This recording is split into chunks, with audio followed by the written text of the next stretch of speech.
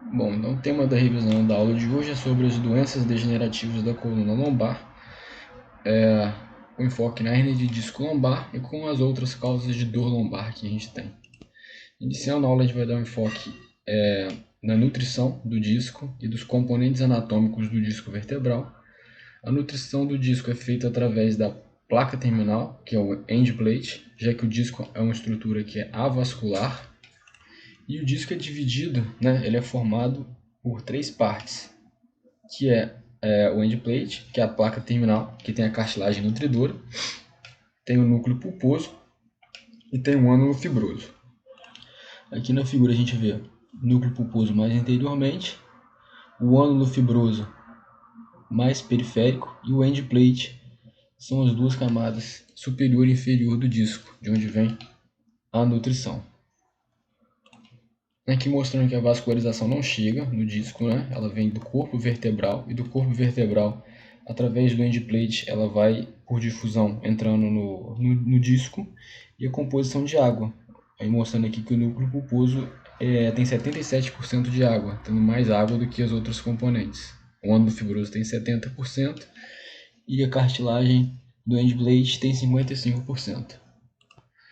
Além de água, o núcleo pulposo também é composto por colágeno do tipo 2 e proteínas e proteoglicanos de cadeia longa, que são as moléculas que fixam água dentro do núcleo pulposo. Aqui a figura mostrando o colágeno do tipo 2 e os proteoglicanos de cadeia longa, que são as moléculas que fixam as moléculas de água. E o grande gatilho do início do processo degenerativo acontece inicialmente na placa terminal. A lesão na placa terminal compromete a nutrição do disco, que fica comprometida, gera acúmulos de radicais livres, destrói aqueles proteoglicanos de cadeia longa, e com isso gera a desidratação do disco, uma vez que esses proteoglicanos são as moléculas que fixam água dentro do disco intervertebral. E existe também uma troca de colágeno do colágeno tipo 2, que é o colágeno correto de estar dentro do disco, para o colágeno do tipo 1. Bom, aqui a gente tem uma definição anatômica do que é a placa terminal. É uma estrutura anatômica que é presente nas vértebras e está em relação íntima com o disco. É formada por uma camada de cartilagem fina, que está localizada na parte cranial e caudal, entre o disco vertebral e o osso esponjoso do corpo. Tem uma espessura entre 0,6 e 3 milímetros. Tem uma estrutura semelhante ao do disco intervertebral e não apresenta conexões diretas com o corpo vertebral, mas conecta direto ao disco. Aqui é uma figurinha anatômica mostrando o núcleo pulposo, o ânulo fibroso, perifericamente, e a placa terminal, o end plate, na parte cranial e na parte caudal do disco vertebral. E aqui é uma visão sagital das mesmas estruturas: o corpo, placa terminal, ânulo fibroso, núcleo pulposo. Bom, aqui os fatores que levam à degeneração, o processo de degeneração da coluna: mudanças celulares, diminuição de proteoglicanos, alteração do colágeno tipo 2 para o colágeno tipo 1, alteração em fatores de crescimento, fatores inflamatórios e remodelamento da matriz extracelular, que tudo isso vai ajudar na degeneração discal. Aqui mostrando novamente mais ou menos a mesma coisa, as alterações degenerativas que acontecem com o tempo: colapso do disco, pinçamento radicular, processo de artrose no corpo vertebral, formação de bico de papagaio, e inflamação facetária também, o que não apareceu aqui. E aqui aqueles fatores que pioram a doença. Aqui é uma figura anatômica, com o objetivo de mostrar progressivamente a degeneração discal de A a F. O F já mostra o colapso total do disco intervertebral. Radiologicamente a gente consegue classificar essa degeneração discal através da classificação de Pifferman.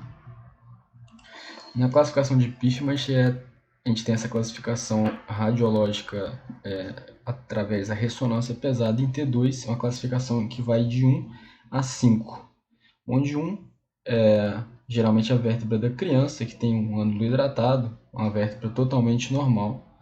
2, você tem uma vértebra normal do adulto, onde você tem uma hidratação boa e a gente consegue ver o end plate bem, consegue ver uma hipodensidade central da vértebra também. 3, a gente já tem uma vértebra com isossinal do núcleo pulposo. Na 4, a gente tem já o disco preto. E no grau 5, a gente tem o disco preto com colapso do disco intervertebral. Essas são as 5 classificações os 5 graus da classificação de Pfefferman. Aqui a tabelinha da classificação, mostrando isso aí. 1, homogêneo, branco brilhante. 2, é um disco não homogêneo que tem aquela banda horizontal. 3, o iso intenso. O 4, o cinza, o disco preto. E o 5 é o disco preto com colapso do disco intervertebral. Bom, agora no contexto da degeneração discal, é importante a gente tentar diferenciar o que é o processo de envelhecimento normal da coluna vertebral e o que é de fato doença e que necessita de alguma terapêutica. Bom, aqui os dados epidemiológicos mostrando a incidência da degeneração discal de 57%, de 52% em outro artigo. Protusão discal 30% em média, sendo 1% de hernia extrusa e 20% causando algum grau de estenose de canal lombar. Em relação à etiologia da dor, a dor lombar tem uma etiologia multifatorial, 10 a 20% são apenas por causas orgânicas, e o importante para a gente é fazer a caracterização da dor. De todas as causas de dor lombar, de 20 a 30% são de fato por patologias de coluna, e dessas 10% evoluem para indicação cirúrgica. A causa mais comum de dor lombar é a dor musculoesquelética, que é resultante da ativação dos nós receptores da musculatura, dos tendões e da cápsula articular e periósteo da coluna. Então, a dor musculoesquelética é o tipo de dor lombar mais comum. É uma característica clínica que ela tem os pontos de gatilho. A gente aperta um local e sente a dor. É um diagnóstico. A fibromialgia é um diagnóstico diferencial importante nessas dores de causa muscular.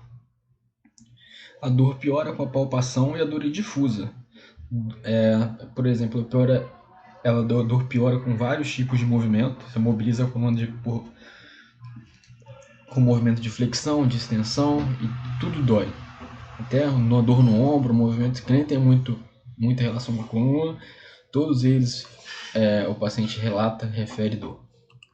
E em relação às dores da coluna, a gente pode ter a dor do disco intervertebral, pode ter a dor radicular, por compressão da raiz, e pode ter também a dor facetária, a dor proveniente da faceta muscular, da articulação facetária, né? A primeira delas que a gente vai falar então é a dor facetária, que dá uma dor lombar, que tem a característica de piorar durante o movimento de extensão da coluna. A dor facetária ela é proveniente da dor da cápsula da articulação da faceta. A dor também piora com a rotação do tronco. A rotação do tronco é um movimento que aumenta a carga na faceta, por isso que a dor piora nesse movimento. E piora com alguns forces específicos. O paciente relata que a dor piora quando ele levanta de uma cadeira, piora quando ele desce uma escada. Em relação à imagem, a ressonância que a gente pode ver de alteração é a degeneração facetária. A gente vê uma faceta com acúmulo de líquido, com um aspecto branco no T2. Se fizer o contraste, a ressonância pode mostrar a captação do contraste na faceta cometida. Porém, um exame mais adequado para fazer o diagnóstico é a cintilografia, que vai mostrar na cintilografia aquele ponto que está inflamado da coluna, onde que ele capta o contraste na cintilografia. E uma outra forma de fazer um diagnóstico é fazer o bloqueio facetário, no local que você acha que é o responsável pela dor e ver se o paciente melhora. Você faz ali uma infiltração facetária como teste terapêutico, né? Funcionando ali também como um alívio da dor do doente. Se melhorar, fala a favor do diagnóstico de dor facetária. Bom, falando agora da dor do disco, né? Dor discogênica, o famoso black disc, o disco preto. As características do black disc, da dor do disco, né? É uma dor lombar que geralmente não irradia, é uma dor mais axial, mais comum em pacientes jovens. A dor, ao contrário da dor facetária, piora quando o paciente fica sentado, piora com flexão do tronco e piora com movimentos vibratórios. O paciente refere também que a dor melhora quando ele fica de pé. Quando ele fica de pé, ele tira um pouco da carga do disco e a dor, consequentemente, melhora. E aqui na figura a gente vê uma ressonância da coluna em T2, provavelmente de um paciente jovem, porque ele tem vários discos que estão muito bem tratados, discos de boa qualidade, e no meio deles um que contrasta muito com os outros, que é esse disco totalmente preto, que provavelmente é o causador da dor. Na ressonância magnética, o que mais indica que a dor seja proveniente do disco é a alteração de Modic do tipo 1, que tem edema dos end plates, hipossinal em T1 e hipersinal em T2. Aí, essa alteração de Modic 1 a gente coloca na conta do disco como causa da dor.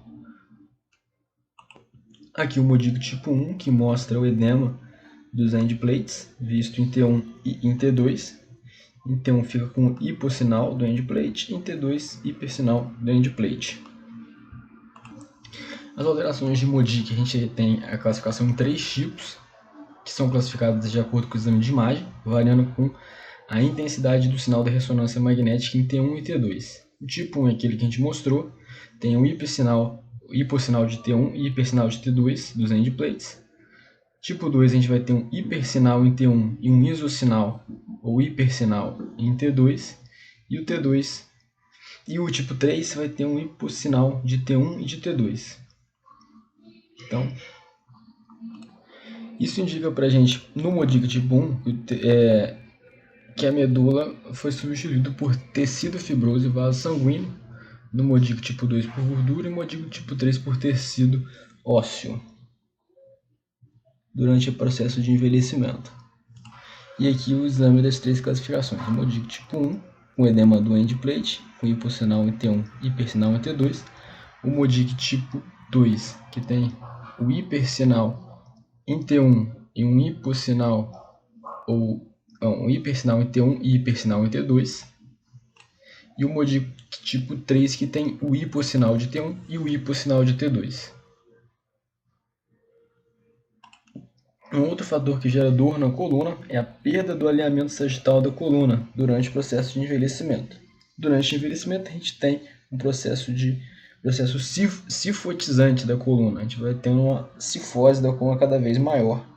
Isso gera deformidade do plano sagital, perda do plano de gravidade correto, com o centro de gravidade ele vai ser deslocado para a direção anterior, sobrecarregando assim a musculatura extensora da coluna, que pode dar também um componente de dor muscular no paciente no decorrer da idade por conta das degenerações no envelhecimento da coluna.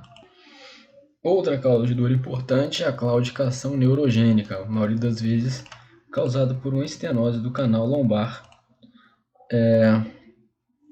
Essa dor neurogênica por estenose de canal, o paciente piora quando deambula, quando caminha, e piora quando ele permanece de pé. Tem pouca ou nenhuma melhora da dor quando levanta, melhora da dor quando fica sentado, melhora com a flexão da coluna, é o vovozinho que se apoia para frente para aliviar a dor. E o exame neurológico pode ter algumas alterações pequenas, mas não é comum ter um déficit neurológico importante.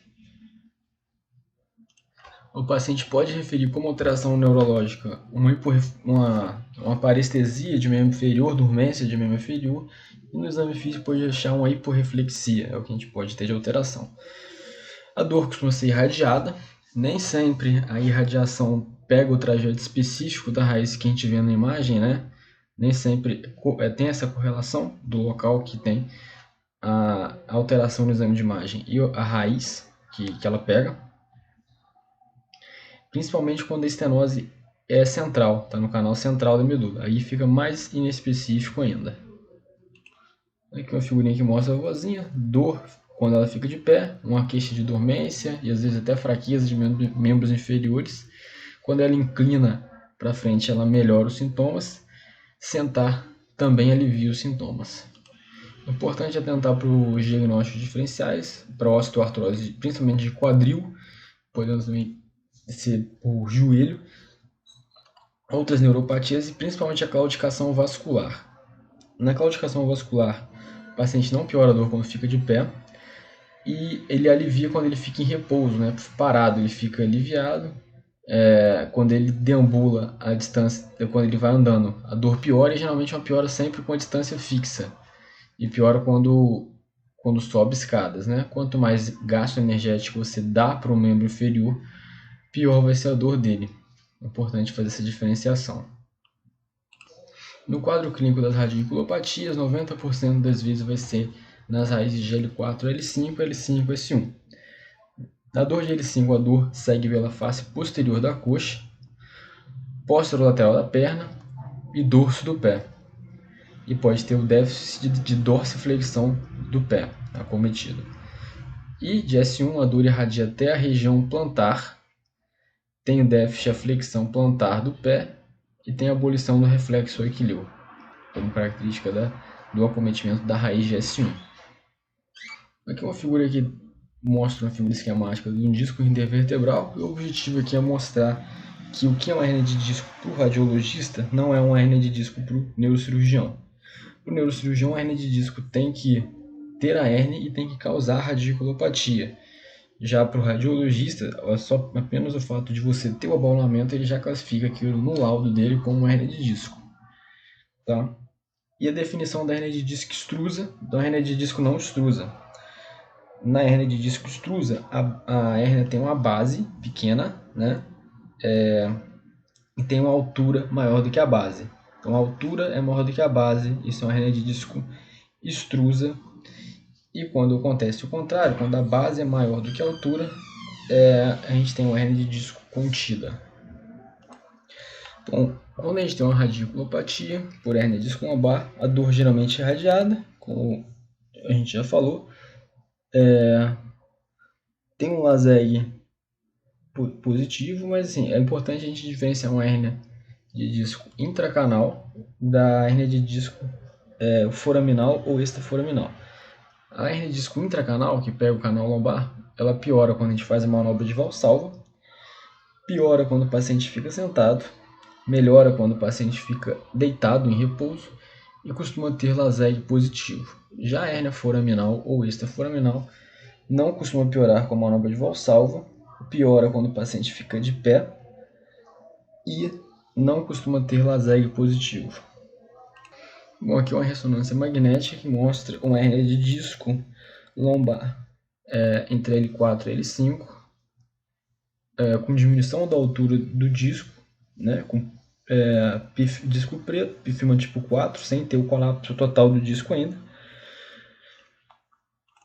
E aqui no corte transversal a gente vê que a protuberância pega ali a raiz do lado direito, né? E aqui é como as hérnias podem ser classificadas. Ela pode ser central, paramediana, foraminal quando pega o forame ou extraforaminal quando está fora do forame. Central é 25% das vezes, a paramediana 50% das vezes, a foraminal 15% e a extraforaminal 10% das vezes. Né? A frequência dessas localizações de hernia de disco. E essa classificação é importante porque tem uma característica clínica que diferencia bem essas duas. Quando a hernia é central e paramediana, geralmente ela vai comprimir a raiz descendente do corpo e não a raiz que sai exatamente do forame, ela vai acometer a raiz de cima. Enquanto a hernia foraminal e extraforaminal, ela vai comprimir a raiz que sai exatamente daquele forame e não a raiz de cima, vai comprimir a raiz que está ali. Por exemplo, a hernia de disco L4, L3, se ela for central e paramediana, ela vai causar uma radiculopatia da raiz GL5. E se ela for foraminal, ela vai causar uma dor de L4 da raiz, que sai exatamente daquele forame. Em relação ao tratamento clínico, ele é a primeira coisa que a gente tem que tentar fazer.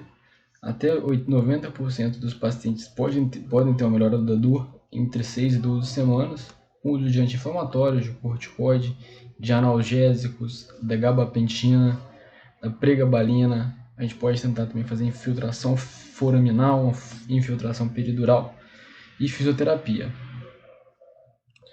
E, caso o paciente não melhore com o tratamento clínico, a gente tem indicação cirúrgica. Se o paciente tiver uma correlação clínica com a imagem que a gente vê, né, vai ter uma correlação ali do trajeto da dor.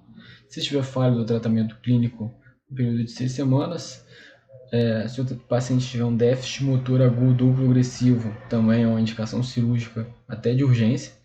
Quando tem síndrome da cauda equina também, ou se tem crises recorrentes, sempre voltando a ter aquele incômodo, aquela dor novamente. E a técnica cirúrgica é basicamente fazer a dissectomia e a flavectomia do nível cometido. Você tirar ali o disco que está sendo causador da dor do doente. Sempre importante a gente atentar para o diagnóstico de hernia extraforaminal, que é a menos comum, fica entre 7 a 12% das hérnias de disco. Acomete a raiz do mesmo nível da hérnia e é mais comum em pacientes idosos, mais frequentemente ela acontece nos níveis de L4 e de L5 e em níveis mais altos. É um exame, é um diagnóstico que é mais difícil de ver na ressonância, é mais difícil de a gente conseguir identificar. Mas é um diagnóstico que a gente tem que sempre ficar atento. E é basicamente isso a apresentação.